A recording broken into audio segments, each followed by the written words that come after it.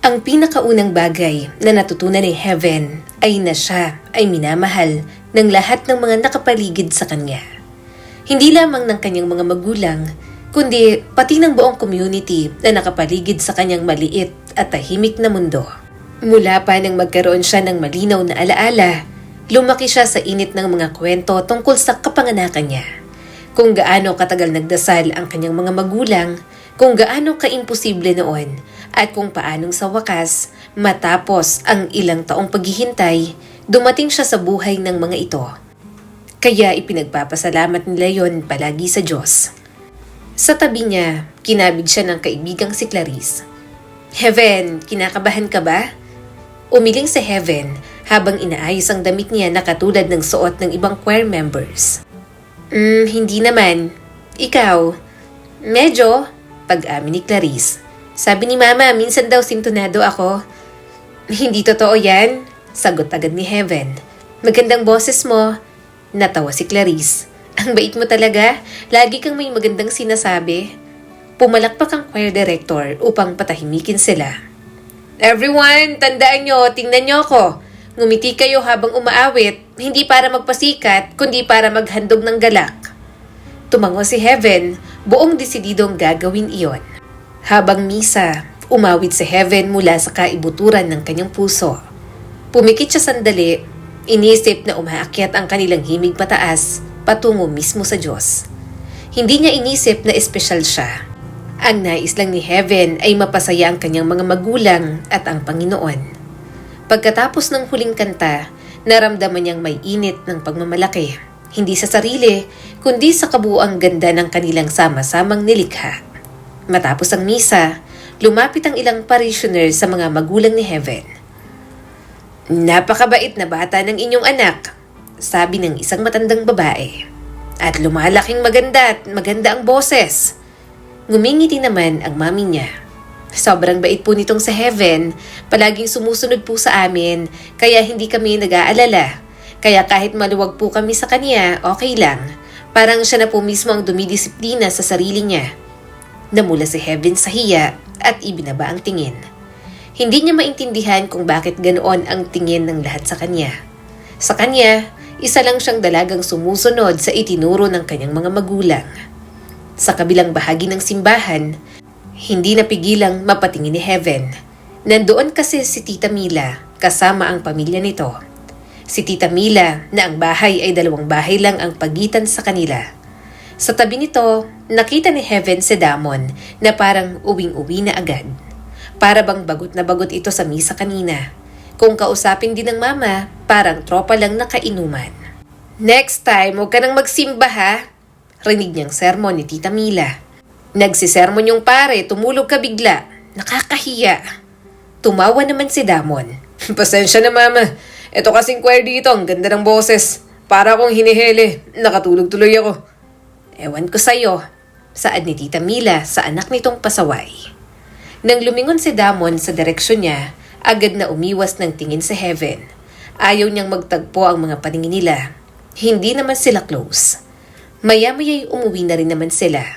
Nang sumapit ang gabi, doon na siya nag-aral. Habang nililinis ng ama ang kanyang sapatos, nakipagkwentuhan ito sa kanya. "Heaven, alam mo ba kung bakit yan ang pinangalan namin sa'yo?" tanong nito. Bahagyang tumigil ang kanyang ballpen. "Dahil mahilig po kayo sa langit?" Napatawa ang daddy niya. "Di lang yun. Pinangalanan ka naming Heaven dahil ikaw ang piraso ng langit namin dito sa lupa. Pagkatapos ng mahabang taon ng paghihintay, ikaw ang ibinigay sa amin. Sa bawat pagkakataong binabanggit namin ang pangalan mo, naaalala namin ang kabutihan ng Diyos." Tumagilid ang ulo ni Heaven. "Parang ang perfect po ng tingin niyo po sa akin. Ibig sabihin ba, hindi po ako pwedeng magkamali?" Tumawa naman ito. "Siyempre, pwede anak. Lahat nagkakamali. Pero palagi mong pagsikapan na mamuhay ng may takot at pagmamahal sa Diyos. Naiintindihan mo ba?" Dahan-dahan siyang tumango. Yun naman palagi ang ginagawa niya. Sa paaralan, kilala si Heaven sa kanyang tahimik na kabaitan. Hindi siya ang pinakamaingay, ni ang pinakamatalino, ngunit mayroon siyang kakayahang gawing kampante ang iba. Heaven, hindi mo ba minsan gusto na hindi ka perpekto? Tanong ni Clarice sa kanya. Napakurap si Heaven. Perpekto? Hindi naman ako perpekto. Pero lahat, gusto ka. Hindi ka pinagagalitan ng mga teachers natin. Maging si Father sinasabi na ikaw dapat ang gawin naming role model. Napakunot ang noo ni Heaven. Pero hindi ganun ang nararamdaman ko. Natatakot din ako minsan. Nakakalimot din ako. Umiiyak pa nga ako ng palihim. Walang taong perpekto, Clarice. Siguro nakikita lang ng mga tao sa akin ang gusto nilang makita. Kaya nasasabi nilang perpekto ako. Pero hindi naman ganun yon. Nang maging 17 years old na si Heaven, pinayagan na siyang mag-boyfriend ng kanyang mga magulang. Ayaw naman ng mga ito na maging mangmang siya sa mga ganoon. Basta liligawan siya sa loob ng bahay at kapag date, dapat ay palaging may kasamang pinsan niya o kaya ay si Clarice. Wala pa naman siyang natitipuhan, pero dumating si Adrian sa buhay niya. Nagpakita ito ng interes kaya binuksan niya ang puso para rito. Mula noon, nagsimula niya nang mapansin si Adrian. Wala rin namang problema kay Heaven. Matalino, maalaga, at mabait ang binata. Isang araw sa tanghalian, umupo si Adrian sa tabi ng grupo nila. Pwede ba akong makisabay? Tanong nito. Tumaas ang kilay ni Clarice at halatang kinikilig sa kanila. Sige, upo ka na sa tabi ng kaibigan ko. Tumingin sa Heaven sa kanyang lunchbox. Biglang naging conscious sa maayos na pagkakalagay ng kanin at Bicol Express na inihanda ng kanyang ina. Ayaw kasi ng mga ito na bumibili siya kung saan-saan. Kaya palagi pa rin siyang may baon kahit 17 years old na siya. Napatingin si Adrian. Luto ng mami mo? Oo, sagot ni Heaven at namumula ang pisngi. Parang ang sarap. Ang swerte mo. Ako kasi laging sa kantin lang bumibili. Pwede mong tikman? Biglang sambit ni Heaven bago niya napigilan ang sarili. Mahiyain niyang inilahad ang tinidor na may karne. Tinanggap yun ni Adrian nang walang pag-aatubili. Salamat. Masarap. Parang lumipad ang puso ni Heaven. Kaya lang, bahagya siyang natigilan nang makita si Damon. Nakabusangot ito habang may dalang tray. Umupo ito sa lamesa na nasa harap nila. Nang tingnan niya ang pagkain nito, 2 cup of rice at Bicol Express din ang ulam na marahil ay nabili nito sa kantin.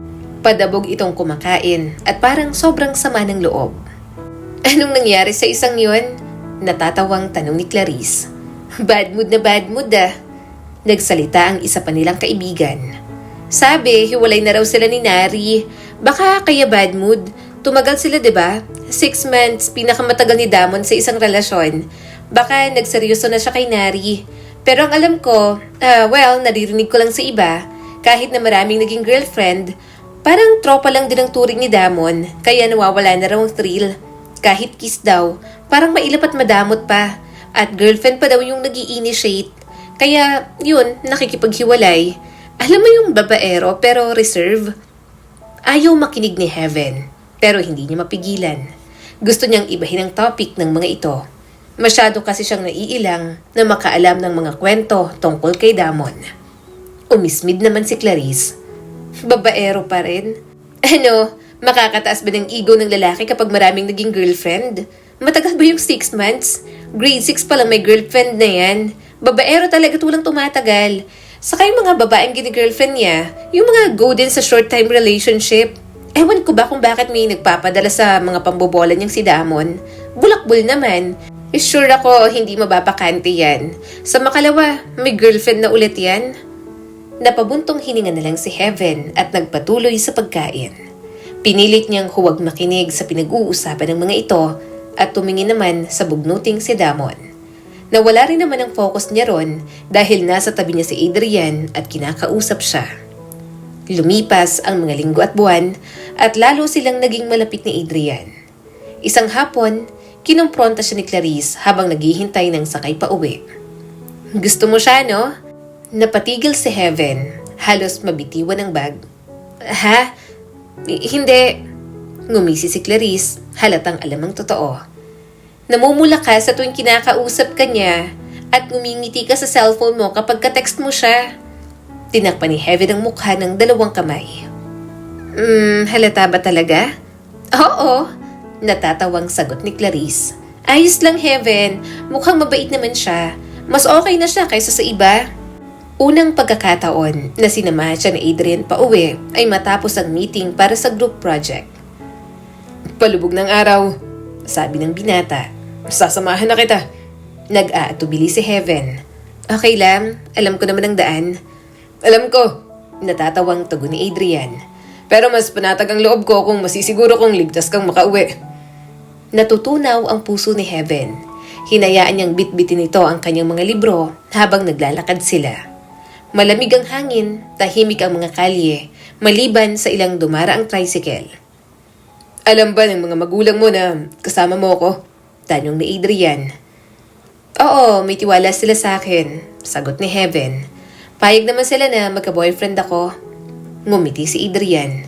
So, iniisip mo na magiging boyfriend mo ako? Agad namang namula si Heaven.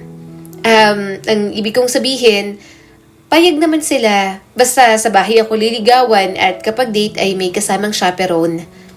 Mas lalong napangiti ang binata. Bago umuwi, sinabi ni Adrian sa kanya na mandiligaw ito. Kaya humarap ito sa mga magulang niya at nagpakilala. Mukhang magalang siya. Maingat na wika ng kanyang ina nang makaalis na si Adrian. Opo, agad na tugon ni Heaven. Masipag po siya mag-aral, magalang sa mga teacher at parents niya. Tumango naman ang kanyang daddy. Basta ginagalang ka niya at huwag mo kalilimutan ang iyong mga tungkulin. Opo, daddy, sagot ni Heaven at nakadama ng kaginhawaan. Namulaklak ang kanilang relasyon na may tahimik na basbas ng kanyang mga magulang. Mula noon, pakiramdam ni Heaven ay palutang-lutang siya saan man magpunta. Sa pagpasok sa paaralan, sa pag-awit sa choir, maging sa pagtulong sa bahay, lahat may kasamang tagong kasiyahan. Lagi niyang naiisip si Adrian.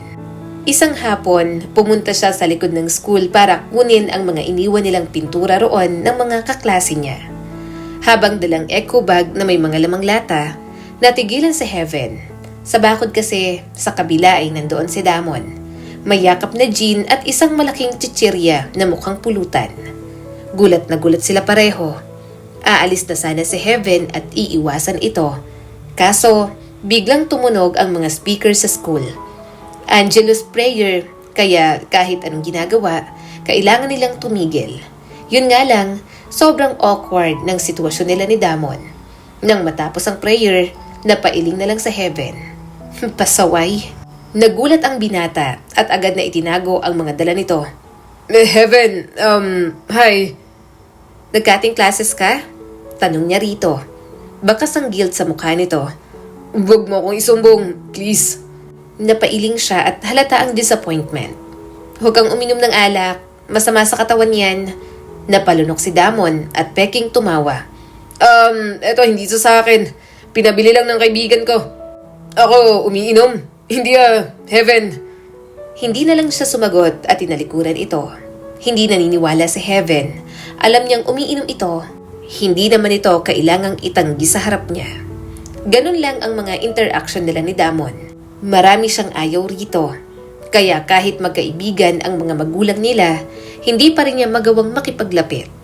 Samantala, sa mga lumipas na buwan, naging maayos naman ang relasyon nila ni Adrian. Yun nga lang, lumipas ang mga araw na absent ang binata. Absent din ang isa nilang kaklase na kaibigan niya rin na si Janice. Hanggang sa isang balita ang narinig niya. May kailangan kang malaman, saad ni Clarice. Tumingin sa Heaven dito. Ano yon? Buntis daw si Janice. Hindi ko alam kung tama ang rinig ko pero sabi kasi ng mga matatanda sa amin, si Adrian daw ang ama. Parang may sumabog sa mukha ni Heaven. Tila ayaw niya pang maniwala. Kasi hindi niya lubos maisip na magagawa yun sa kanya ni Adrian. Kaya nang makita niya ito, kinumpronta niya agad. Adrian! Tawag niya. Nagulat ito at napalingon. Heaven, ginulat mo naman ako. Tinitigan ni Heaven ang binata. Naghahanap ng pagtanggi, ng kasiguraduhan. Sabihin mong hindi totoo. Sabihin mong hindi. Ako ang girlfriend mo. Bakit? Napayo ko si Adrian. Heaven, I'm sorry. Pero bago maging tayo, si Janice talaga ang gusto ko. Nang binastad niya ako, niligawan kita. Okay naman tayo, pero bumabalik pa rin ang feelings ko kay Janice. Parang umikot ang mundo ni Heaven. Ibig sabihin, totoo? Nabuntis mo nga siya? Oo. Sagot ni Adrian. Para siyang nabingi sa sagot nito. Pero bakit? Akala ko sinabi mo... Sinabi ko nga. Putol ni Adrian. Sinabi kong gusto kita. Totoo yun. Pero Heaven, masyado ka rin kasing parang banal at inosente. Masyado kang mabait, magalang, perpekto. At alam mo ba kung ano yun? Nakakabagot. Nakakabagot? Halos pabulong niyang ulit. Oo, Mariing sabi ni Adrian. hindi ka marunong magsaya. Palagi kang tama, palaging maayos. Kay Janice iba, mas nananabik ako. Hindi niya pinaparamdam sa akin na kailangan kong maging mabait palagi. Para siyang tinamaan ng direkta sa dibdib. Humakbang pa atras si Heaven at hindi makahinga. Bigla niyang naalala si Damon. Si Damon na itinangging umiinom ito dahil nasa paligid lang siya. Ganoon ba talaga ang napapadaman niya sa mga tao? Masama bang maging sobrang bait? Nabalitaan sa lugar nila ang nangyari kay Adrian na nakabuntis ito. Akala ng mga magulang niya, hindi siya apektado, na simpleng puppy love lang iyon. Yun din naman kasi ang pinapakita niya sa mga ito. Pero ang totoo, umiiyak siya kapag walang nakakakita. Nasasaktan lang din kasi siya sa mga sinabi ni Adrian sa kanya. Hindi lang dahil sa pagtataksil, kundi dahil sa mga salitang iniwan nito sa kanya. Nakakabagot, masyadong mabait, at hindi kapanapanabik. Yon ang mga katangian kung sabihin ni Adrian ay para bang mali. Kaya kapag nalulungkot na lamang si Heaven, ipinagdarasal na lamang niya ang nararamdamang galit. Si Adrian, 'di ba? Di ni Clarice isang araw. Kaya ka nananahimik dyan. Kunwari, hindi ka affected pero affected ka. Niloko niya ako. Bulong niya sa wakas habang nanginginig ang tinig. Matatanggap ko na ginamit niya lang ako, na nabuntis niya si Janice. Pero nasaktan lang ako sa sinabi niya na boring daw ako. Masyadong mabait, hindi exciting maging girlfriend. Nanigas ang mukha ni Clarice sa galit. Ano? Ang kapal ng mukha niya? Heaven, huwag kang maniniwala. Siyang may problema, hindi ikaw. Anong hindi exciting?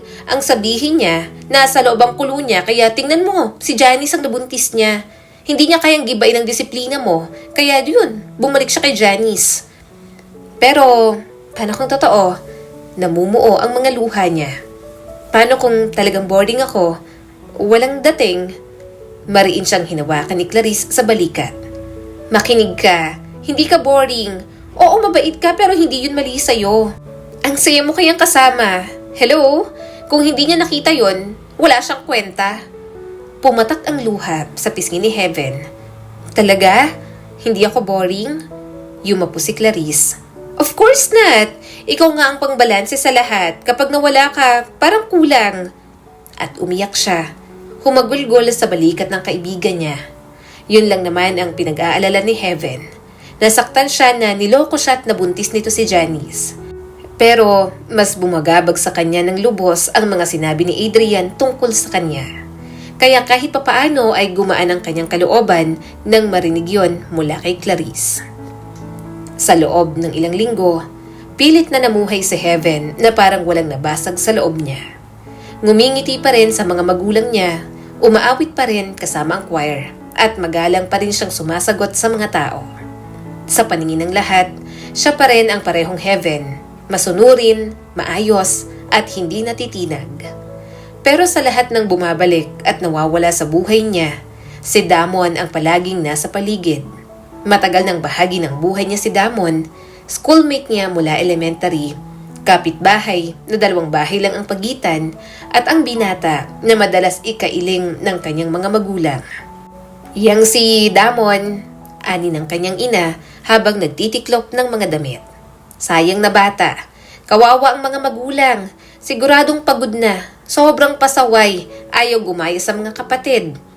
Hindi na kailanman kumontra si Heaven. Hindi niya kailangan ng pangungumbinse. Alam niyang padalos-dalos at nagbubulakbol si Damon. Mas madalas pang mag-basketball kesa mag-aral. At palipat-lipat ng kasintahan na parang nagpapalit lang ng sapatos. Kung si Adrian ang minsang itinuring niyang sagot sa kanyang mga dasal, si Damon naman ang binatang laging may babala at gusto niyang ilayo sa kanya. Ngunit ngayon, sa hindi maipaliwanag na dahilan, mas lalo na itong mahirap baliwalain. Isang hapon, habang pauwi si Heaven mula sa eskwela, tinawag siya ni Damon. Heaven! Napatigil siya. Nais na sana niyang magpanggap na hindi ito narinig, pero agad siyang naabutan ni Damon at nakangiti gaya ng dati. Ang bilis mong maglakad. Tukso nito. Ano yan? Training para sa marathon? Diretso lang ang kanyang tingin. Gusto ko lang makauwi. Bahay, eskwela, choir, paulit-ulit. Sabi ni Damon habang umiiling. Ang bait mo talaga. Nakakatakot magkamali kapag nandyan ka. Pakiramdam ko, isa akong walang kwentang huhusgahan mo. Hindi naman. Saka, dapat ko pa bang baguhin ang pagiging mabait ko? Wala naman akong nakikitang mali doon. Malamig niyang sagot. Gumisi si Damon, ngunit walang pang-aasar sa mga mata. Hindi ka talaga nagbabago. Kahit anong nangyari, pareho ka pa rin. Napakagat si Heaven sa labi. Makalipas ang ilang araw, biglang umupo si Damon sa tabi niya sa klase. Late ka, bulong ni Heaven bago niya pa napigilan. Better late than never. Balik ngisi nito. Nagsimula na ang guro sa leksyon, ngunit yumuko si Damon palapit. Totoo ba? Nanigas naman siya. Ano? Tungkol kay Adrian, sa babaeng yun, sa gulo. Naninikip ang dibdib niya. It's none of your business. Pero ayoko nakikita kang ganyan. Parang nagkukunwaring kang okay ka pero hindi naman. Mahinang sabi ni Damon at walang biro ang mga mata. Hindi makapagsalita si Heaven. Hindi siya tinutokso ni Damon. Hindi ito nakangisi. Tila ba tunay itong nagmamalasakit. Umiwas siya ng tingin habang namumula ang pisngi. Makinig ka na lang sa lesson. Tsaka tigilan mo ng paninigarilyo. Amoy na amoy sa'yo at masama sa kalusugan mo, Damon. Tumawa ito habang nakasandal. Yan, ganyan. Kalimutan mo ng galunggong na yun. Focus ka lang sa akin. Kahit magpakabosi ka sa akin. Pagbawalan mo ako sa kahit na ano. Nakangiti pa akong susunod. Kumunot lang ang noon niya. Ayaw niyang pansinin si Damon, pero hindi na nawala sa isip ni Heaven ang sinabi nito kahit matapos ang klase. Kinabukasan, habang naglalakad si Heaven papunta sa tindahan para bumili ng tinapay, nadatnan niya si Damon na nakasandal sa gate ng mga ito. San punta? Gandang babae.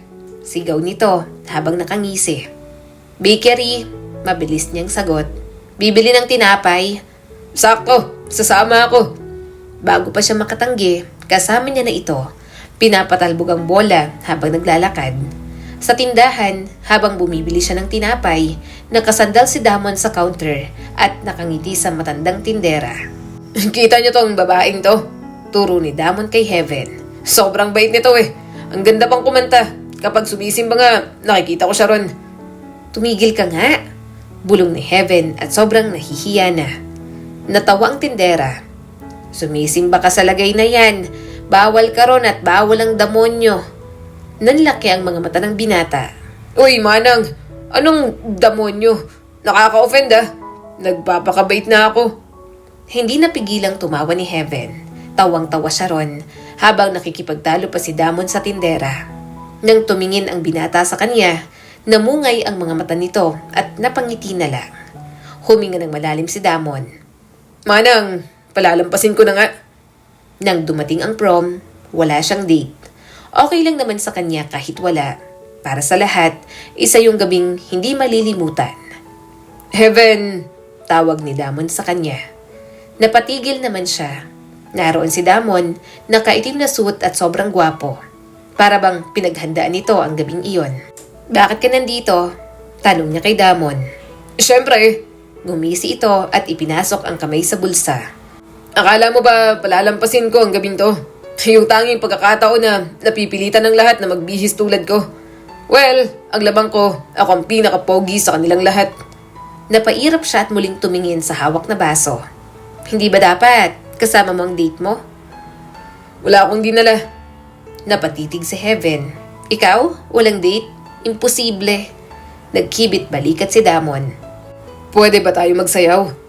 Bago pa makatanggi si Heaven, ibinaba ni Damon ang hawak na baso at inabot ang kamay nito sa kanya. Bumilis ang tibok ng puso niya. Ano? Sumayaw ka kasama ko, Heaven. Sabi nito at puno ng lambing ang mga mata. Ibubuka na sana niya ang bibig para tumanggi, ngunit hindi na ito naghintay.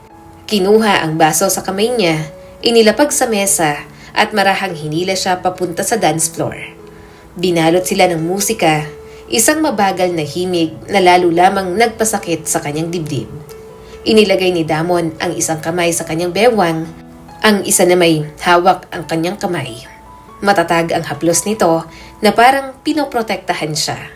At hindi yon ang inaasahan ni Heaven mula sa isang tulad nito na padalos-dalos. Bahagyang ngumiti si Damon sa kanya. Hindi ka dapat nakatayo lang sa isang sulok habang sumasayaw ang lahat.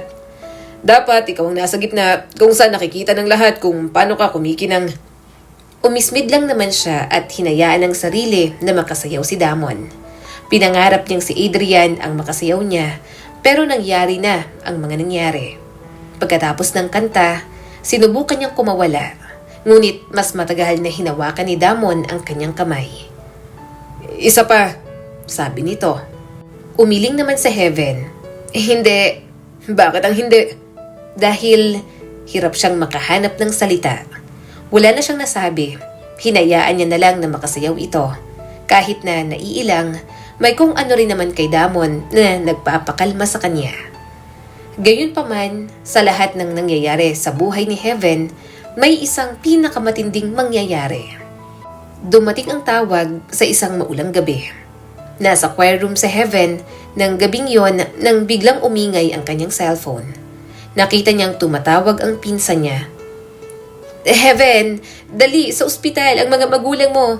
May nangyaring aksidente. Nalaglag sa sahig ang mga papel na hawak niya. Ano nangyari? Imposible yan. Kakatawag lang nila kanina sa akin. Pauwi na lang sila. Heaven, pakiusap, bilisan mo.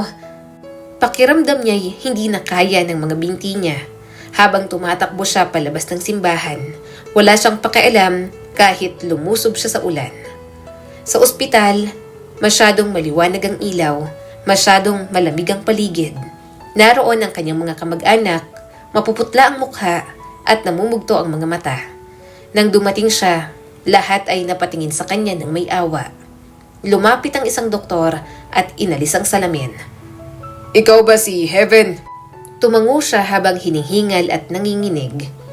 Ikinalulungkot ko pero wala na ang mga magulang mo. Masyadong malala ang tama sa organs nila dahil sa aksidente.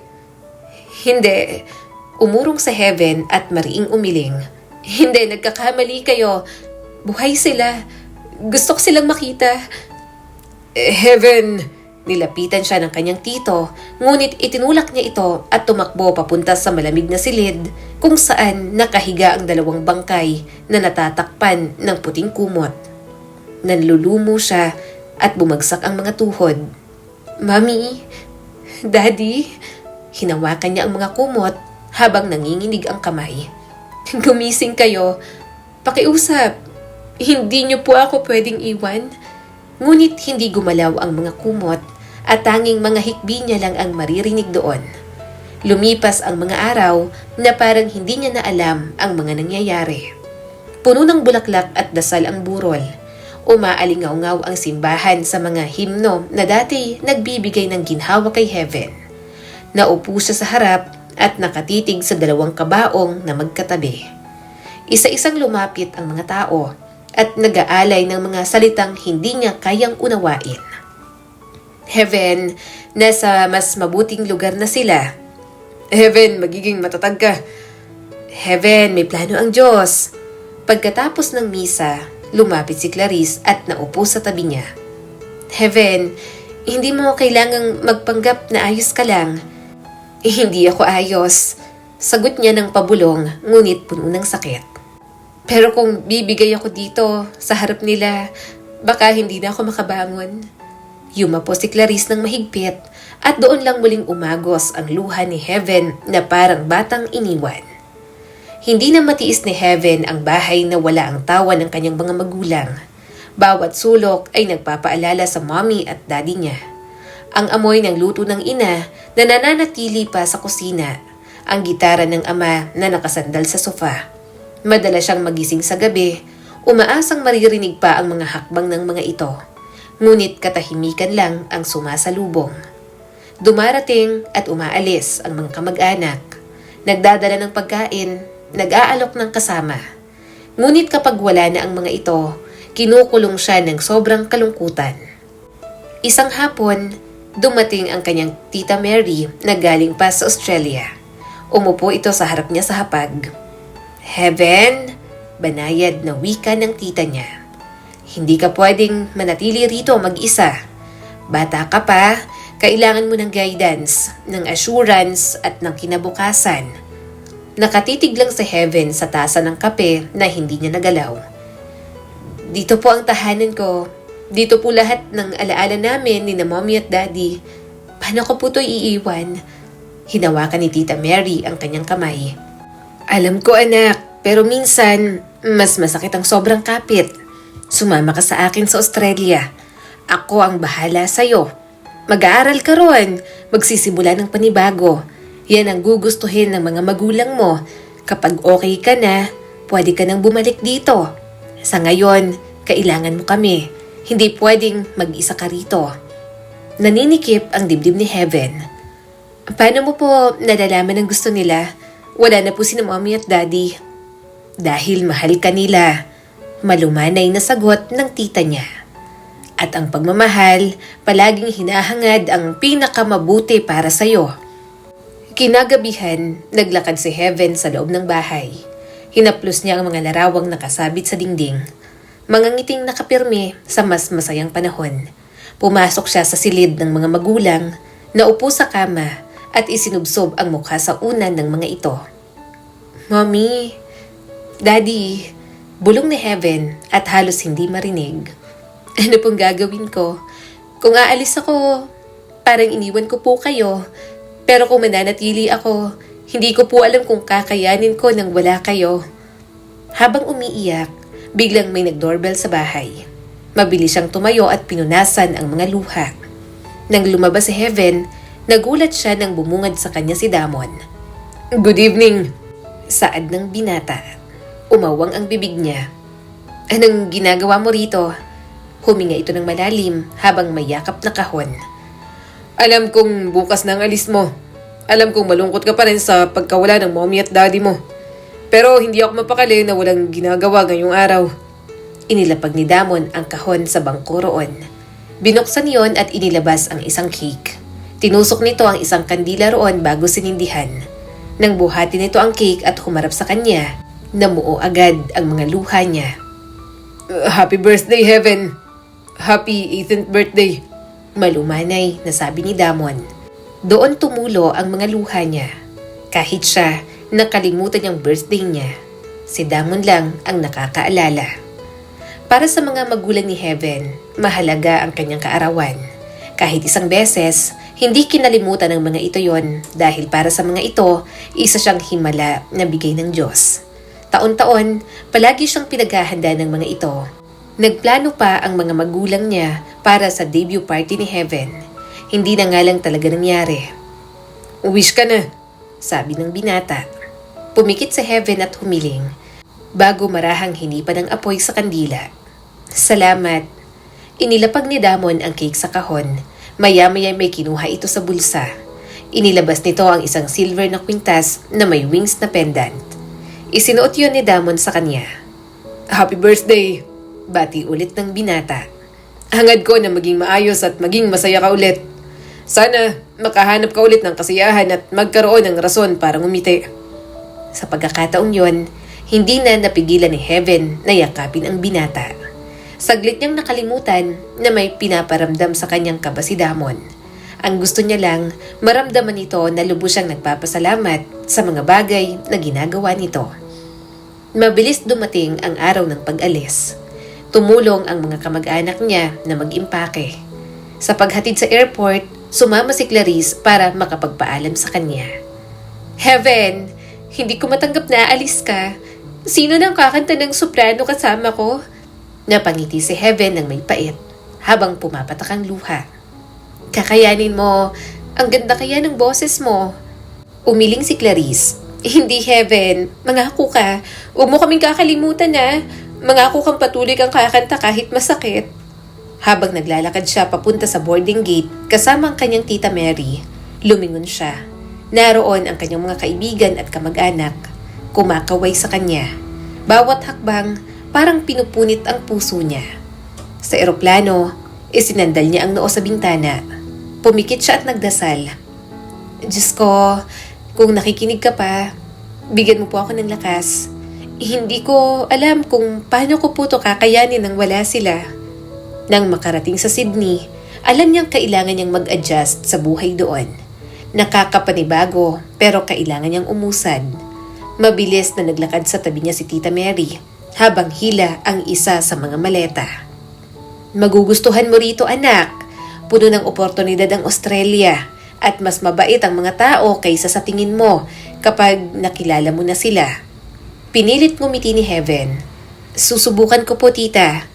Ngunit habang dumaraan sila sa malalapad na kalsada, kumikirot ang kanyang dibdib. Hindi pa rin yon ang tahanan para sa kanya. Maayos ang bahay ni Tita Mary. May mga kamag-anak din naman siya roon. Naghanda ng kwarto para sa kanya. Hinaplos ni Heaven ang gilid ng bintana bago naupo sa kama. Pakiramdam niya ay masyadong malinis, masyadong walang laman. Sa kanilang bahay noon, parang lahat ng gamit may kinalaman sa kanya. Kinagabihan, sumilip si Tita Mary sa pinto. Magpahinga ka na, Heaven. Bukas ay bibisitahin natin ang bago mong school. Tumango si Heaven, ngunit nang mahiga siya, ilang oras siyang nakatitig sa kisame. Kinabukasan, pumunta sila sa school na papasukan niya. Mas malaki yon kesa sa dati niyang paaralan. College na lang naman siya. Pakiramdam ni Heaven ay para siyang napadpad sa ibang planeta. Doon, sumali din siya sa mga gawaing pangsimbahan. Pagkatapos ng misa, ipinakilala siya ni Tita Mary sa choir director na si Mr. Collins. Heaven sings well, sabi ni Tita Mary nang may pagmamalaki. In the Philippines, she was also a member of the choir. Ngumiti si Mr. Collins at tumingin sa kanya. Would you like to join Heaven? We need another soprano. Tumangon naman si Heaven. Yes, I want to. Unti-unti nakapag-adjust na si Heaven sa buhay roon. Nakagraduate na siya ng college at may maayos na trabaho. Gayunpaman, gusto niya pa rin bumalik sa Pilipinas. Doon naiwan ang mga alaala ng mga magulang niya, kaya gusto niyang doon maging independent. Tita Mary, maraming salamat po sa lahat. Naluluhang sabi ni Heaven. Niyakap siya nito ng mahigpit. Mamimiss ka namin. Ingat ka ron kapag may kailangan kay tumawag ka. Kapag masyado kang nalulungkot, always remember na may uuwian ka pa rin dito. Okay? Marahan siyang tumango. Napangiti siya nang makababa sa airport. Mahigpit niyang hinawakan ang kanyang bitbit. Masaya si Heaven na makauwi, pero may bahagi pa rin na nalulungkot dahil wala na ang mommy at daddy niya. Habang bumabiyahe, marami nang nagbago sa paligid. May ilang pamilyar pa rin, pero mas marami ang bagong gawang mga establishments. Pagdating sa tapat ng kanilang bahay, natigilan si Heaven. Nakatayo roon ang dalawang palapag na tahanan nila. Tahimik, nakasarado ang mga bintana, pero bagong pintura pa rin. Pinapaalagaan niya kasi yon sa caretaker simula nang mag-part-time siya noon sa Australia habang nag-aaral. Nang makapasok sa Heaven, buo pa rin ang mga alaala niya. Para bang naroon pa rin ang mahinang halakhak ng kanyang ina sa kusina. Nakasandal sa isang sulok ang gitara ng daddy niya, ngunit tila humuhuni pa rin sa kanyang alaala. Nandito na po ulit ako, Mami, Daddy. Nabasa ng luha ang kanyang mga mata, ngunit pinilit niyang huminga ng malalim. Narito na po ako, aalagaan ko ang tahanan na to, promise ko po sa inyo. Sa mga sumunod na linggo, paglilinis, pag-aayos at pagpaplano lang ang ginawa niya.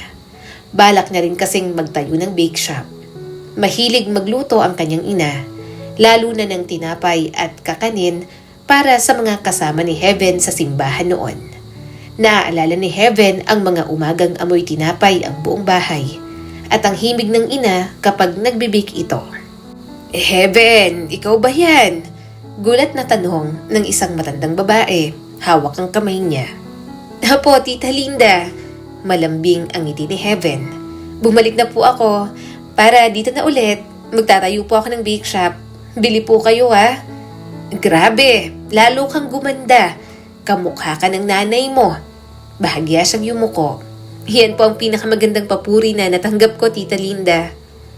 Dahil may nakakita sa kanya, marami nang nakakaalam na nakauwi na siya. Marami ang sumasadya sa kanya habang abala siya sa bake shop. Nakakainis ka. Bakit hindi ka nagsabi? Umiiyak na sabi ni Clarice. Kapag hindi ka na busy, magbanding tayo Sa mga sumunod na araw, naging abala ang bake shop. Marami na rin ang bumibili sa kanya. Pero mas marami na siya mismo ang sadya at gusto siyang kumustahin. Heaven, ikaw nga! Nakangiting sabi ni Tita Mila, ang ina ni Damon. Wow, mas lalo kang gumanda, iha. Sa'yo tong bake shop na ito.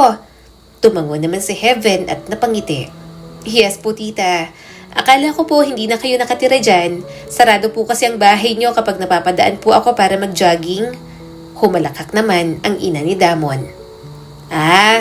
Nagbakasyon kami sa probinsya ng asawa ko. Nandun kami ng 1 buwan. Ngayon lang nakabalik. Nagulat nga kami nang marinig namin na nakauwi ka na raw. Ito kasing si Damon. Nagstay pa kami doon sa bahay namin sa kabilang bayan. May shop kasi yun sa loob ng mall. Gadget shop at minamanage niya yon. Biglang hinaplos ni Heaven ang pendant ng pintas niya. Talaga po? Hindi na po siya bulakbol? Ay, hindi na. May plano na naman sa buhay at maganda ang ginagawa ngayon. Simula nang umalis ka, nagseryoso naman yun sa buhay. IT din ang kinuha nung college. Kaya ngayon ay may ipon at ilang properties na. Pero nako, sira ulo pa rin. Naiiling na sabi ng nanay ni Damon. Bahagyan na lang natawa si Heaven. Mukhang hindi na mawawala yon sa binata. Lagi namang ganoon si Damon. Magbago na lahat, huwag lang ang pagiging sira ulo nito. Tuwing linggo, bumabalik si Heaven sa simbahan. Nandoon pa rin ang choir loft kahit marami ng ibang mukha. Agad siyang nakita ni Clarice doon. Heaven! Muntik nang mabitiwan ang himbok habang tumatakbo papalapit. Ano? Mabuti naman at nakapunta ka na rito sa simbahan. Natawa si Heaven. Naging busy lang. Ang dami kasing inasikaso para sa pagbabalik ko rito. Magjo-join ka ulit, diba? Please, tell me yes. Syempre. Malumanay na sagot ni Heaven. Dito ako nababagay. Dito ako nagsimula. Ngunit kahit sa kagalakan, nananatili ang anino ng nakaraan. Gabi-gabi, matapos isarang bake shop, mag-isa siyang nakaupo sa hapag. Nakatitig sa bakanteng upuan sa harap niya. Iniisip niya ang daddy niya na nang-aasar at ang kanyang ina na naghahain ng kakainin nila. Miss na miss ko na po kayo, mommy and daddy. Dahan-dahang lumago ang bake shop ni Heaven. Hindi lang yun negosyo para sa kanya. Parang naging companion niya na rin sa gitna ng pag-iisa sa tuwing may mga customer siya. May mga estudyanteng dumadaan pagkatapos ng klase, mga trabahador na bumibili ng tinapay pa uwi, mga matatanda na nagkukwentuhan habang umiinom ng kape. Isang hapon, naglakad si Heaven sa pamilyar na kalye. May dala siyang basket ng bagong lutong tinapay na mainit pa mula sa oven. Nangako siya sa sarili na bibisitahin niya ang mga magulang ni Damon dahil naging mabuti ang mga ito sa pamilya nila noon, lalo na matapos ang aksidente. Maingat siyang kumatok sa gate at halos agad yung bumukas. Heaven! Anak! Nagniningning ang mga mata ni Tita Mila. Kanina pa kita hinihintay. Magalang nang umiti si Heaven at inabot ang basket. Freshly baked po ito, tita. Katulad ka talaga ng mami mo. Lumiit ang boses ni Mila at mabilis na pinunasan ng mata. Tara, pasok ka. Bigla ko tuloy naalala ang mga magulang mo. Pumasok sa Heaven at napatingin sa malinis na sala. At doon siya natigilan. Mula sa pasilyo, lumabas ang isang lalaki. Matangkad at malapad ang balikat. Mas maikli na ngayon ang buhok, maayos ang pagkakasuklay, at wala na ang mga kulay na alaala ng kabataan. Nakasuot ito ng manipis na polo, nakatupi ang manggas, at wala na ang dati nitong kampanteng yabang sa lakad. "Aalis ka, Damon?" tanong ng ina nito. Parang natigilan ang paghinga ni Heaven sa isang iglap. Huminto rin ito nang makita siya at gulat na gulat. Hindi malang itinatago ang pagkamanghas sa mga mata. Heaven, Wika ni Damon. kailan ka pa nandito? Sumagot naman si Tita Mila. Noong nakaraang 2 buwan pa, kumunot ang noo ni Damon. Mama, bakit hindi mo sinabi agad? Nawala sa isip ko. Saka hindi ba't busy ka? Ayaw mo ngang umuwi dito, di ba? Pumunta ka pa nung Australia nung nakaraan para magbakasyon. Sambit pa ni Tita Mila. Humigpit ang hawak ni Heaven sa basket. Pinilit niyang ngumiti. "Kumusta, Damon?" Tumango ito, lumapit ng kaunti, habang nakasuksok ang kamay sa bulsa. Hindi ko inaasahang makikita kita rito. "Binisita ko lang ang mga magulang mo." Sagot niya at may munting ngiti sa mga labi. "Nagdala ako ng mga tinapay." Mabilis na sumilay ang mga ngiti nito. Ang hinhin mo pa rin magsalita. Napanguso naman siya at tiningnan ito. Lumakas ang tibok ng kanyang puso nang dumapo ang paningin ni Damon sa kwintas niya. Mas lalo itong napangiti at umaliwalas ang mukha. Pero si Heaven, mas lalong nakaramdam ng kaba at pagkailang. Bago pa makasagot si Heaven, nagsalita na si Tita Mila. Umupo ka na, iha. Kukuha ako ng inumin. Ikaw, Damon, lumayas ka na lang kung lalayas ka." Umiling agad si Damon at umupo na agad sa sofa. Hindi na pala, Mama. Dito na muna ako uuwi. Namiss ko kayo eh. Umismid naman si Tita Mila at pumunta na sa kusina. First time ko lang narinig sa'yo yan. Saka sabi mo, busy ka, di ba? Napalunok si Damon habang nakatingin pa rin kay Heaven. Hindi na, Ma. Napag-isipan kong magpahinga muna para kasing masyado na akong workaholic. Baka pumangit na ako kapag puro trabaho ang inatupag ko. Umupo si Heaven ng tuwid sa sofa at maayos ang mga kamay sa kanyang mga hita. At sa tapat niya, nakasandal si Damon, waring kampante, pero hindi maalis ang tingin sa kanya. Kumusta? Panimula nito. Dito ka na ulit? Oo, tugon niya. May maliit akong bake shop malapit sa simbahan. Napangiti si Damon. Mabuti naman at dito ka na for good.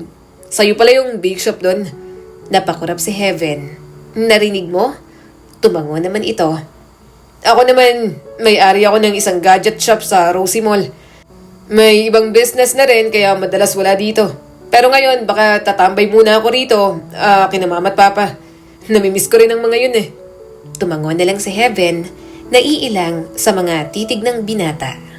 Ang Damon na kilala niya noon ay hindi nakikinig. Puro ingay, malakas na tawa, pangit ang mga biro at laging may gulong dala. Pero ang lalaking nasa harap niya ngayon ay tila iba na. "Congrats!" magalang niyang nasabi. Salamat, Sagot ni Damon at mas napangiti pa. At congrats din sa'yo. Salamat. Muling bumaba ang paningin ni Damon sa leeg niya. Nice necklace. Napanguso naman si Heaven na ikinatawa nito. Hindi niya rin alam kung bakit kahit ilang taon na, hindi niya pa rin tinatanggal ang kwintas na ibinigay nito. Siguro dahil masyado siyang nasanay. Kahit na may ilang at kinakabahan siya kay Damon, mahalagang ginawa nito sa kanya noon. Ito lang ang kasama niya sa pag-celebrate ng kanyang 18th birthday na mahalaga sa isang babae. At ang kwintas na suot niya, ang tangi lang regalo na kanyang natanggap sa araw na yon. Bumalik si Tita Mila, dala ang isang baso ng malamig na iced tea. "Heaven, dapat makita mo ang shop ni Damon. Seryoso na siya ngayon sa buhay. Wala nang sakit ng ulo para sa akin at sa papa niya. Pero kapag may tama sa ulo, ay nako, layasan mo na lang." Mama, nung may tama sa ulo. Reklamo ni Damon. Mama, anak mo ko. Dapat, pinagmamalaki mo ko. Pinilit ni Heaven ang isa pang ngiti at tumango. Opo, parang iba na siya. Mas okay na po si Damon ngayon. Natahimik naman si Damon. May pinipigil itong ngiti at napasandal na lang. Namumungay ang mga mata nito at naging kalmado na. Nang nag-uusap sila ni Tita Mila, nanahimik lang ito at parang masayang masaya habang nakikinig sa kanya. Nang tumayo na si Heaven para umalis, sinabayan siya ni Damon hanggang sa gate. Heaven! Mahinan itong tawag. Lumingon siya rito. Masaya ako na bumalik ka. Tapat nitong wika.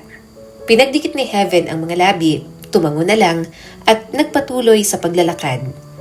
Kinagabihan, habang nagsasara ng bake shop, dumating si Clarice. Gumugulo pa rin sa kanyang isipan ang mga reaksyon ni Damon kanina, kaya hindi niya napigilang ikwento sa kaibigan.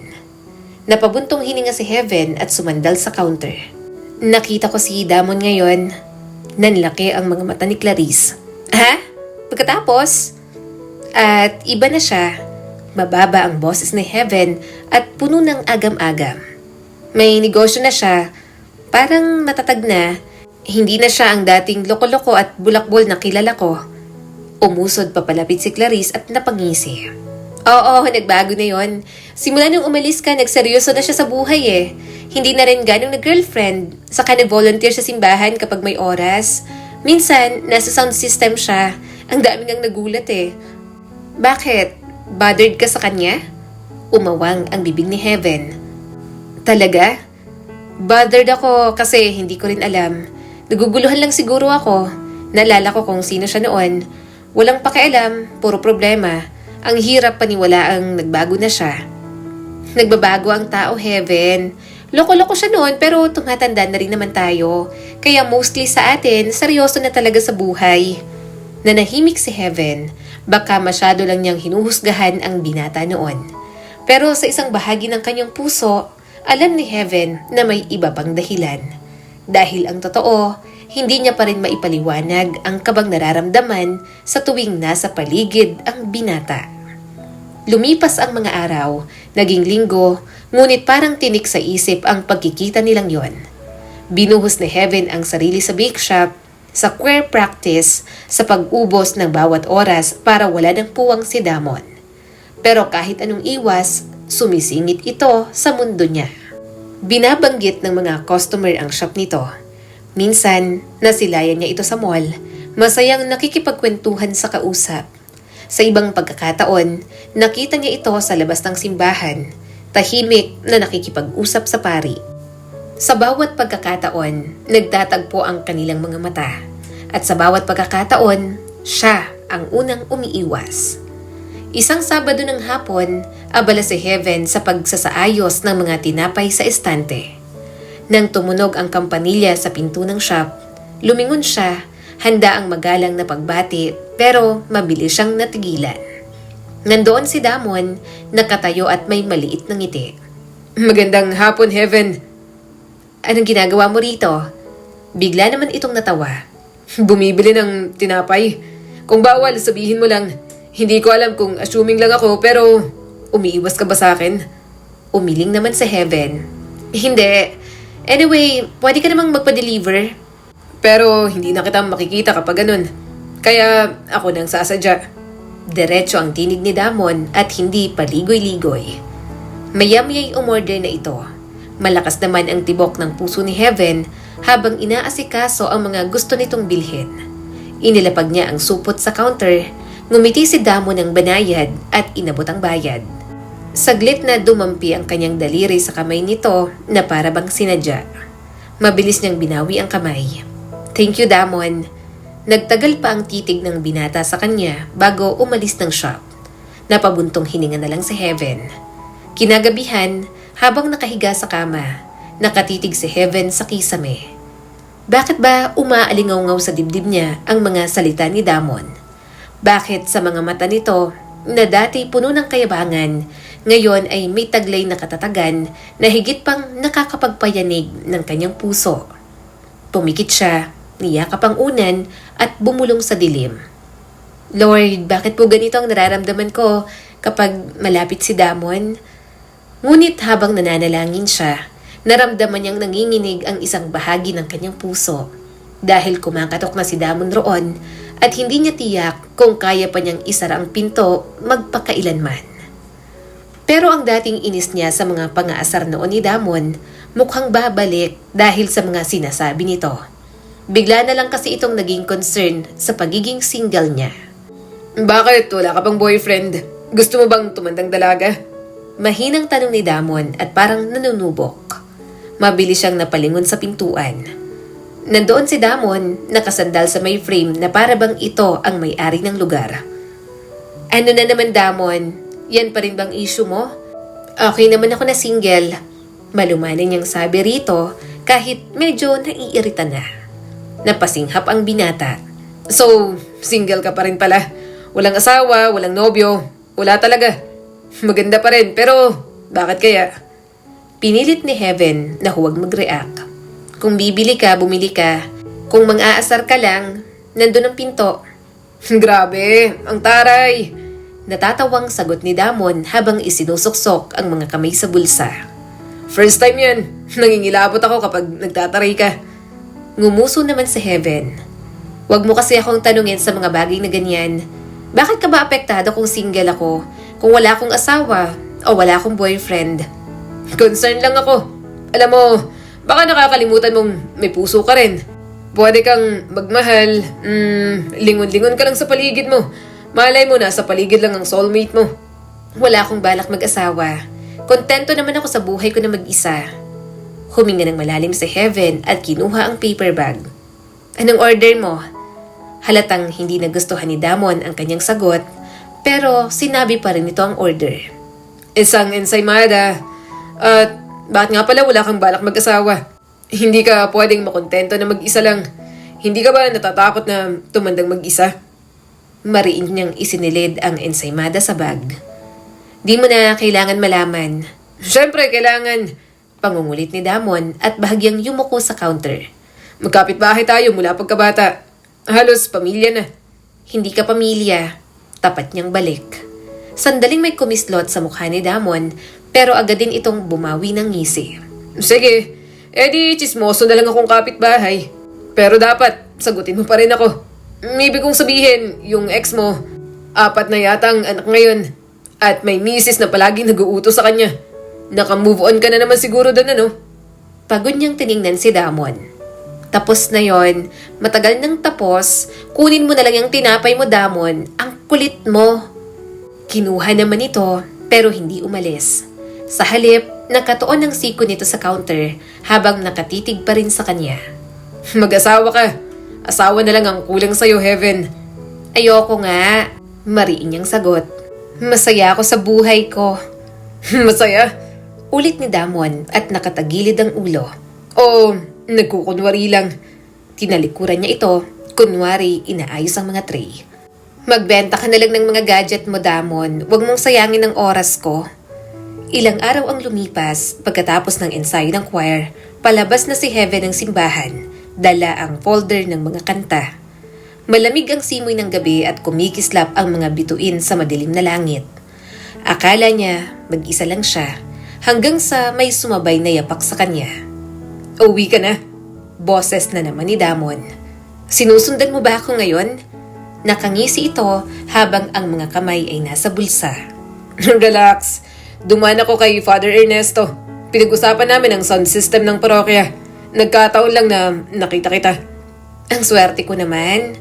Bulong niya na may pagkasarkastik ang tono. Tumawa si Damon. Wow! Ang laki talaga ng improvement mo. Nagiging sarcastic ka na. Dati kapag binibiro ka, nananahimik ka lang o kaya sinasaway mo ko. Alam mo, Heaven, dati madalas kang umiti. Nung high school, natatawa ka pa sa akin kapag nagbibiro ako. Ngayon, masamang tingin ang nakukuha ko. Kasi hindi ka tumitigil mang inis. Saka mabait ako, pero hindi naman ako perfect para hindi magalit. Naiinis din naman ako. Bahagya itong yumuko at natawa. Ang cute mong mainis. Ang lumanay pa rin. Natutuwa ako kapag sa akin ka nagre-react. Sa iba, kalmado ka. Sa akin ka lang nagliliyab. Binilisan ni Heaven ang lakad, pero halos sabay lang sila ng hakbang. Seriously, hindi ka pwedeng ganito lang. Makipag-date ka. Bigla siyang huminto at hinarap ito. Bakit ka ba nangyayang Damon? Kung single ako, masaya ako o kung ano man, akin ang buhay ko. Wala kang pakialam doon. Sandaling nawala ang ngisi ni Damon. Kasi deserve mo ng higit pa sa simpleng pagkabuhay lang. Nabigla siya sa sinabi nito. Sandali niyang nakitang senseridad sa mga mata ng binata. Walang yabang at yon ang mas nakagulo sa kanya. Gusto niya naman talagang magkaroon ng boyfriend o asawa. Gusto niyang bumuo ng pamilya, pero hindi niya alam kung bakit may pagkailang siyang nararamdaman.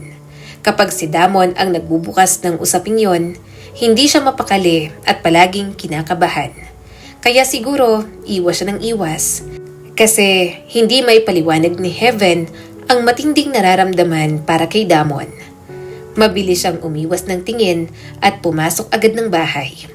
Good night, Damon. Lumipas ang mga araw, pero parang hindi mawala ang presensya ni Damon sa isip ni Heaven. Hindi pa nakakatulong na palaging nagpapapansin sa kanya ang binata. Kinagabihan, dumaan si Clarice para tumulong magligpit. May inis sa mukha mo. Hulaan ko. Si Damon na naman? Inis na inis ka na naman sa damuhong yun, ano? Napabuntong hininga si Heaven. Hindi na siya tumigil. Puro tanong, bakit single ako? Naka-move on na ba ako? Lonely ba ako? Nakakainis? Malakas na tumawa si Clarice. Talagang si Damon lang ang nakakapagpalabas ng inis mo, no? Kung wala lang, tawanan mo na lang siya. Pero tumitigas ka't defensive agad. Bakit, Heaven? May parte ba sa'yo na may pakialam sa iniisip niya? Wala. Mabilis niyang balik. Ayoko lang ng inaasar. Tiningnan siya ni Clarice na parang hindi kumbinsido. Alam mo, minsan, ang pang-aasar lang naman ang ginagamit niya para magpapansin. Baka, mali mo, sinusubukan lang niyang makita kung papayagan mong makalapit siya. What if gusto ka niya? Umiling sa Heaven at medyo namula. Tigilan mo na yan, Clarice. Pero nang gabi rin yon, habang mag-isa sa kama, paulit-ulit niyang narinig sa isip ang mga ginagawa ni Damon.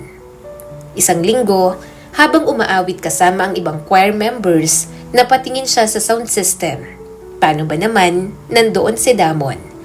Bago pa makapagsalita ulit si Heaven, biglang umalingaw-ngaw ang mikropono. Kasunod ang boses ni Damon.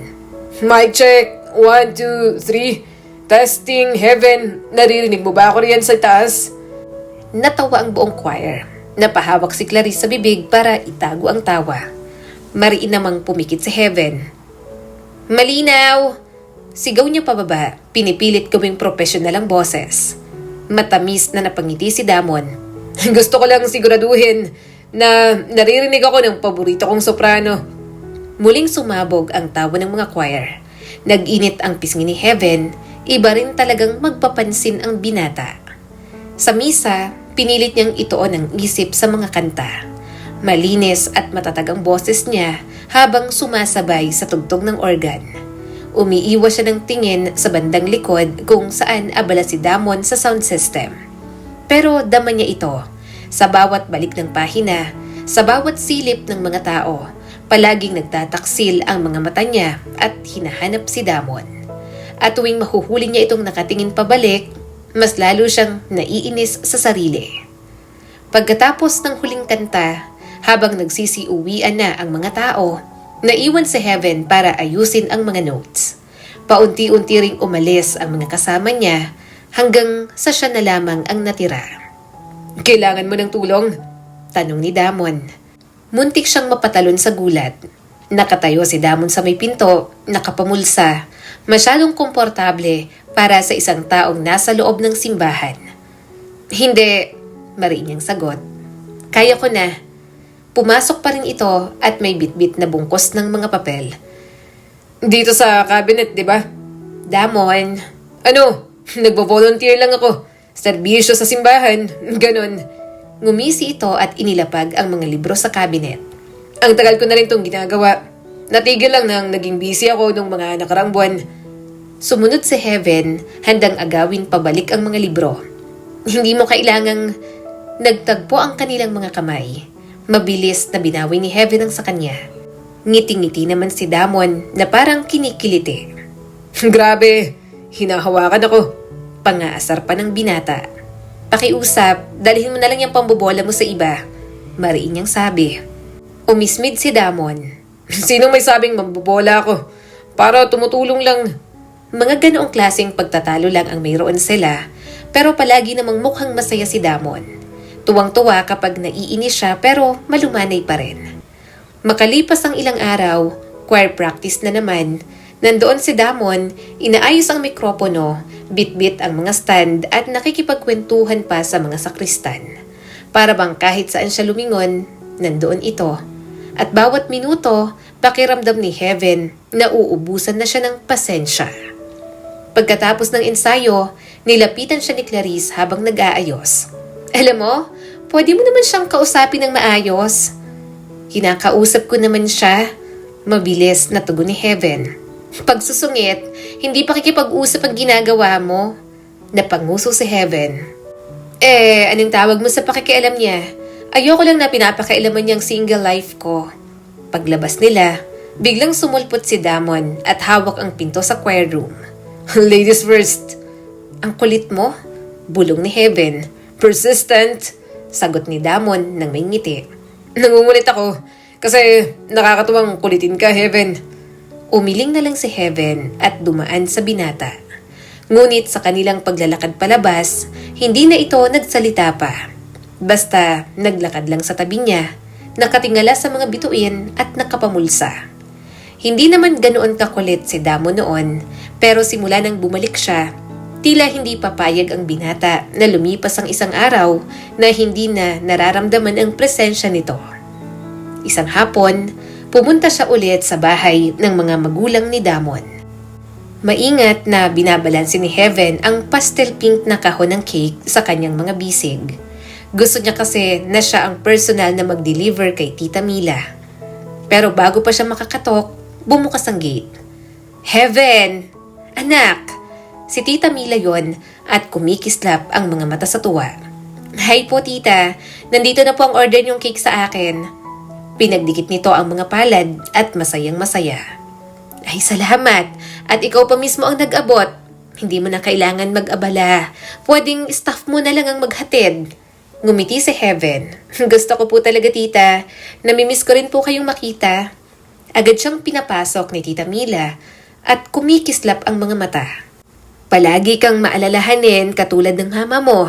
Sige at ilagay mo na yan sa mesa. Sa loob, bumungad ang amoy ng nilulutong ulam. Inilapag ni Heaven ng maingat ang kahon sa hapag. Hinaplos pa ng kanyang palad ang takip na para bang ayaw niyang bitiwan. Ang ganda ng cake, wika ni Tita Mila at sumilip. Minana mo talaga ang galing ng mami mo. Kung narito lang siya, abay ipagyayabang kanya sa lahat. Uminit ang puso ni Heaven, ngunit sumunod din ng lungkot. Salamat po tita. Ngunit bago pa man tumagal ang katahimikan, kumurap ang mga mata ni Tita Mila at may mapanuksong kislap. Alam mo, iha, madalas kong isipin, bakit kaya hanggang ngayon ay wala ka pang nobyo? Namilog ang mga mata ni Heaven. Po? Napahalakhak si Tita Mila. Huwag ka nang magulat. Ang ganda mo. Responsable ka. Makajos. Aba, lahat ng nanay dito gustong maging manugang ka. Pero heto ka at mag-isa ka pa rin. Uminit ang pisngi ni Heaven. Pinilit niyang panatilihin ang composure. Kontento na naman po ako tita. Hindi naman ako nagmamadali. Kung kalooban po ng Diyos, darating din. Kung hindi, masaya rin ako sa kung anong meron po ako. Pinagdikit ni Tita Mila ang kamay sa dibdib. Ay, Heaven! Pero anak, karapat-dapat kang may kasama. Karapat-dapat kang alagaan. Sincere ang tinig pero hindi inaasahan ni Heaven ang kirot na dulot nito. Halata na ba talaga sa lahat ang pagiging mag-isa niya? Pinag-uusapan ba siya ng mga ito kapag wala siya? Bago pa siya makasagot, umalingaw-ngaw ang mga yapak mula sa pasilyo. Nakita niya si Damon na agad na pangiti ng malawak nang makita siya. Oh, wika ng binata. May bisita pala. Mas lalong lumaki ang ngiti ni Tita Mila. Hindi basta bisita. Si Heaven ang nagdala ng cake. Sa kanya ako nag-order, di ba? Napapalakpak si Tita Mila sa tuwa. Pero seryoso, Damon. Hindi ba't bagay si Heaven maging asawa? Mabait, masipag, makajos. Sino mang lalaki, maswerte. Tumaas ang mga kilay ni Damon at mas lumawak pa ang ngiti. Muling nagpatuloy ang mama ni Damon. Alam mo, Heaven, may ipapakilala ako sa'yo. Si Carlo, kilala mo pa. Nagvo-volunteer sa simbahan, tumutulong sa feeding. Gwapo, mabait at may magandang trabaho na sa bangko. Napasinghap si Heaven. Tita, hindi na po kailangan. Ngunit tuloy-tuloy ang daloy ni Tita Mila. Hindi iha. Pag-isipan mo lang. Bagay na bagay kayo. Parehong masipag, parehong devoted. Aba, naiisip ko na nga. Mama, tama na. Matalim ang tinig ni Damon at halatang naiinis. Bakit mo ba nirereto ang Carlo na yun? Mabait din naman ako Gwapo, maisang buhay, devoted kay Lord, nagvo-volunteer sa simbahan. Bakit hindi ako ang unang naisip mong ireto kay Heaven? Umawang ang bibig niya. Parang kulang na lang sabihin ni Damon na gusto siya nito. Namilog ang mga mata ni Tita Mila. Aba, teka, wag mong gusto mo si Heaven? Namungay ang mga mata ni Damon. Hindi lang gusto pangarap ko siya matagal na. Nag-init ang pisngi ni Heaven at bumigat ang hangin. Ang mga salita nito na parang pag-aangkin, sobrang lantad, sobrang matapang, labis na nagpalakas ng tibok ng kanyang puso. Gulat na gulat pa rin si Tita Mila. Damon! Ngunit hindi tumigil ang titig ni Damon kay Heaven. Masyadong matindi, masyadong malapit. Pinilit ni Heaven ang isang ngiti at pilit na binabasag ang tensyon. Tita, salamat po sa pag-order. Uuwi na po muna ako. Mabilis siyang umayos at nanginginig ang mga daliri sa pagpigil ng emosyon. Bubuka pa sana ang bibig ni Tita Mila pero nakalabas na siya patungo sa pinto. Umatras si Damon para bigyan siya ng daan pero sobrang lapit nito at sa pagdaan niya, bumulong ito. Sapat lang para marinig niya. Hindi mo kailangan ng iba. Ako na lang, Heaven. Ayokong makontento ka na single ka. Kasi ang pangarap ko, makontento ka lang kapag naangkin mo na ako. Napatigil ang hininga niya. Hindi siya naglakas loob sumagot. Mabilis niyang tinulak ang pinto at lumabas na roon. Nang makalayo, napapikit si Heaven at sinapo ang dibdib. Gusto niyang iwasan si Damon. Hindi na rin naman ito nagpakita sa kanya. Yun nga lang, nagpadala ng invitation si Tita Mila para sa birthday party ng apo nito. Hindi siya makatanggi. Kaya natagpuan na lang niya ang sarili na mahigpit ang hawak sa plato habang naglalakad sa gitna ng mga kamag-anak ni Damon. Kakaupo niya lang sa kanyang upuan nang mangyari ang hindi maiiwasan. Carlo, maupo ka sa tabi ni Heaven! Sigaw ng isa sa mga pinsan ni Tita Mila na may ngiti. Sumigaw ang iba sa masiyang hiyawan at hirit. Nakatayo si Heaven, nanginginig ng kaunti nang maupo sa tabi niya si Carlo. Biro pa ng pinsan ni Tita Mila. Perfect kayo para sa isa't isa. Lumapit naman agad ang ina ni Damon. Teka lang Tess. Napilitang ngumiti si Heaven. Ngumiti rin si Carlo ng mabait at maayos. Inilihis ni Heaven ang kanyang tingin at pilit na nakatuon sa pagkain. Pinilit niyang huwag pansinin ang mga biro, pero ramdam niya ang mga matang nalunusok. Nasa kabila ng mesa si Damon, nakatayo at nakakunot ang noo. Bakit? Seryoso ka, Damon? Biro ng isa sa mga pinsan nito. Sino bang matutuwa sa ginagawa niyo? Inis na sabi ni Damon at humakbang papalapit sa kanila. Walang nakakatawa rito. Carlo, lumayo ka nga kay Heaven. Huminto ang tawanan. Napahinto si Heaven sa pagkuha ng pagkain. Huminto ang mga usapan sa malalapit na mesa habang nakatingin ang lahat sa kanila. Damon! Mahinang sabi ni Tita Mila, inilagay ang kamay sa braso ng anak. Huwag mong seryosohin ng sobra. Nagbibiruan lang sila. Ngunit hindi inalis ni Damon ang tingin kay Heaven. Hindi niya kailangan si Carlo. Wala siyang kailangan pang iba. Bakit niyo ba siya nirereto sa ibang lalaki? Nanahimik ang lahat sa mesa. Gulat ang mga ito sa reaksyon ni Damon. Anong ibig mong sabihin? Maingat na tanong ng isa pang pinsan. kalhating natatawa at kalhating usisero. Hindi umalis ang tingin ni Damon. Sa halip, pumagitna ito at bahagyang yumuko paharap sa kanya. Nandito akong nangangarap kay Heaven. Tapos, irereto niyo sa iba?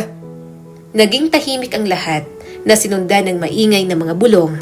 Tumayo naman si Carlo at nagbigay ng space. Kumakaba ang puso ni Heaven ng sobra at nalulunod sa ingay ng paligid.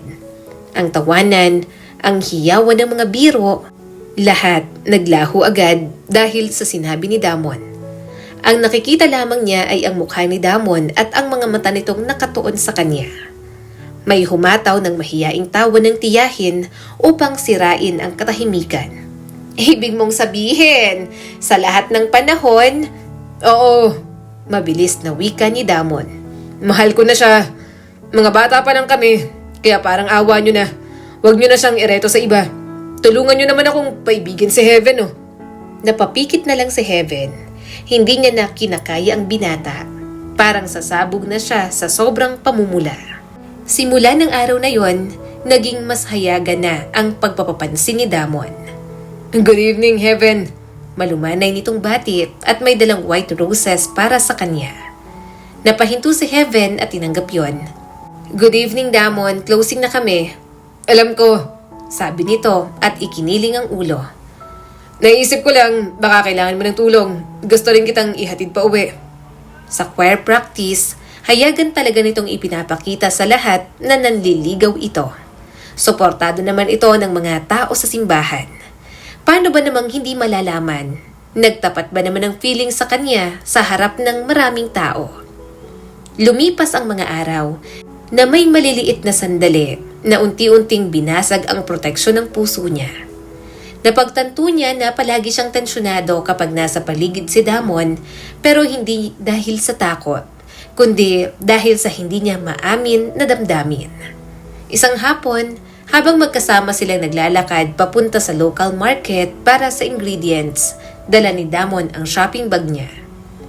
Hindi mo talaga kailangan gawin to, sabi ni Heaven. Gusto ko na kasama mo ako sa mga pang-araw-araw na ginagawa mo. Sagot naman ni Damon at may matamis na ngiti sa mga labi. Bukod pa rito, palagi ka may dala. Ayokong napapagod ka. Napanguso naman sa Heaven. Ayaw niya mang aminin kahit sa sarili. Unti-unti niya nang nakikita si Damon sa bagong liwanag. Ang matagal na pinoprotektahang puso niya, lumalambot sa bawat maliit na kabutihan, bawat maingat na tingin, bawat tahimik na sandali ng pag-iisip. Isang Sabado ng hapon, habang inaayos ang tray para sa order, lumitaw muli si Damon at may dalang maliit na bouquet ng bulaklak. Para sa shop. Sabi ni Damon. Napahinto si Heaven. Hindi para sa akin? Tumawa naman ito. Sus, gusto mo para sa'yo? Bakit kasi para sa shop? Halatang nang-aasar ang binata. Pang-decor. Umiwas na lang ng tingin sa Heaven. Napahalakhak naman ang binata na parang kinikiliti.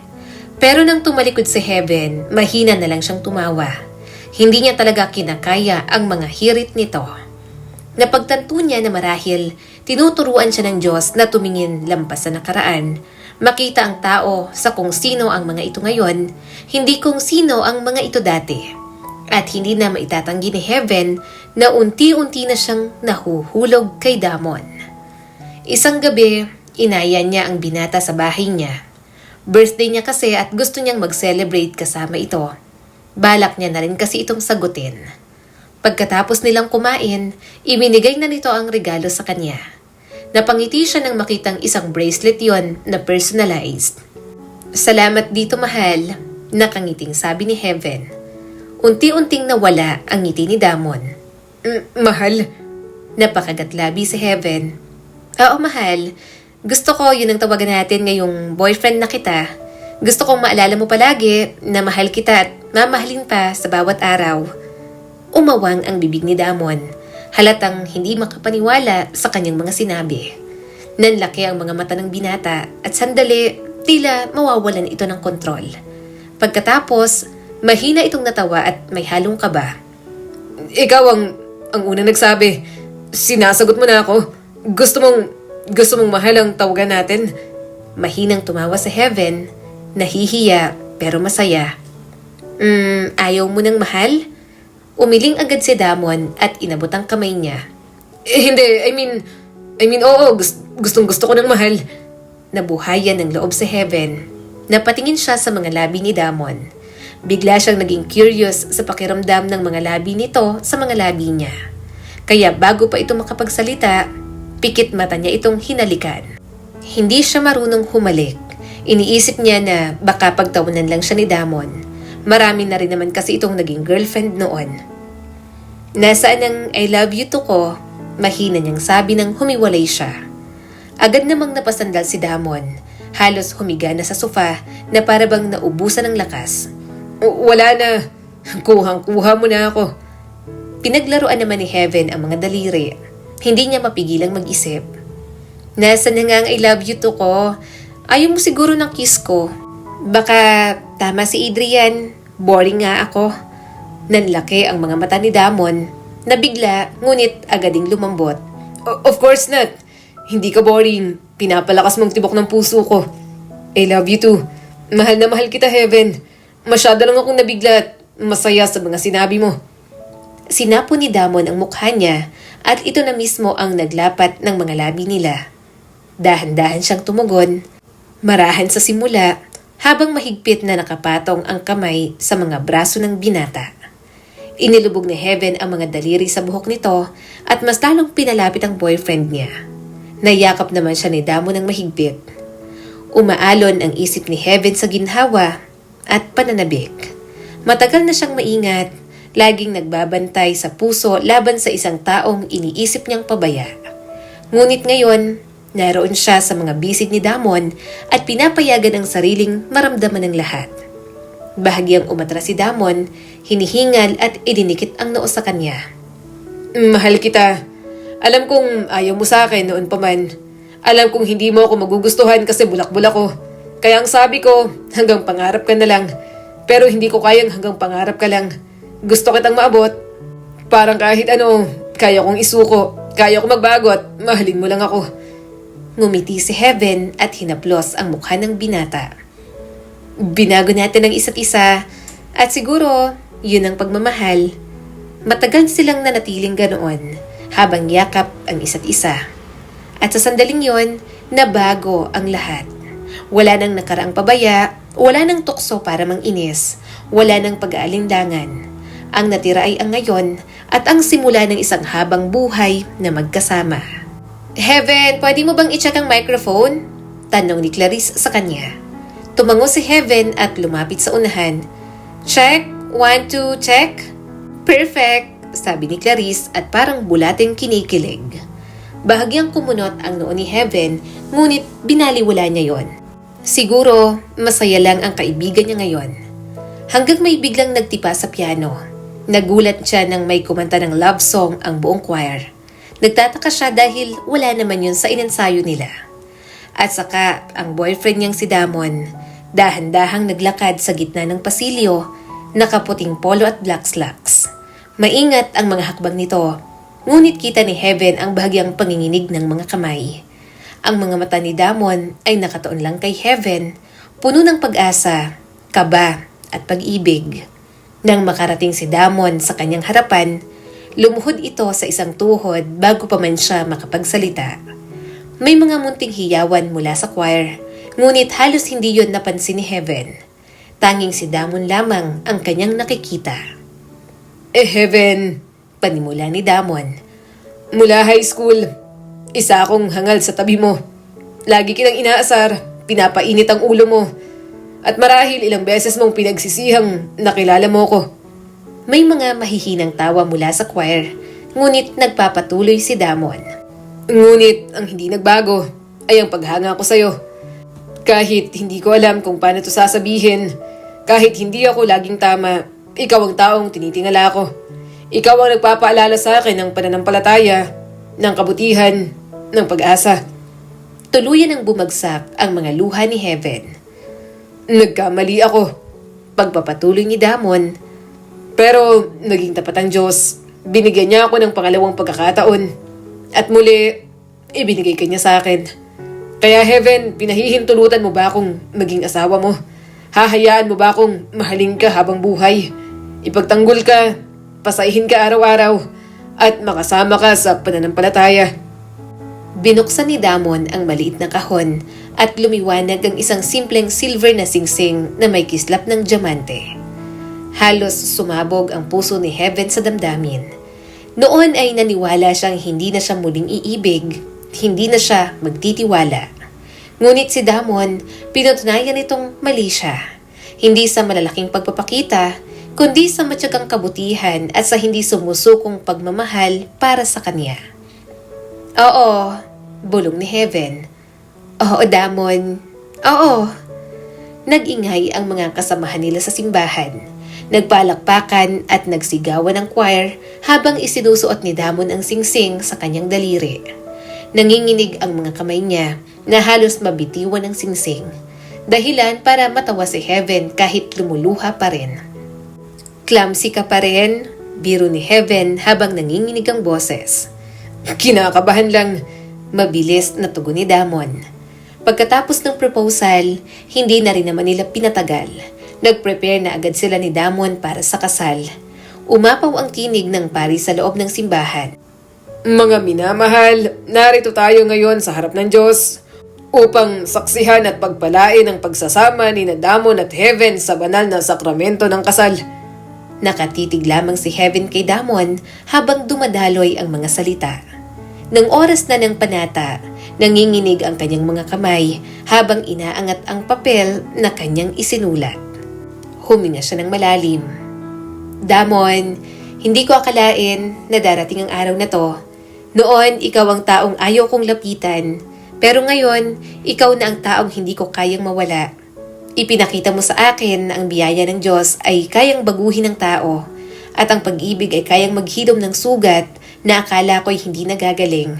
Nangako akong sasamahan ka, ipagdarasal ka at tatawa kasama ka at iibigin ka gaya ng pag-ibig ng Diyos na tapat at totoo. Namumuo ang luha sa mga mata ni Damon. Ito naman ang nagsalita.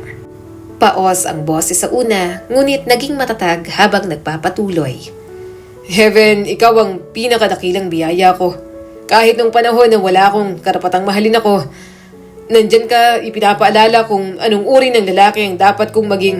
Nangangako akong gugulin ang buhay ko para iparamdam sa'yo ang halaga mo.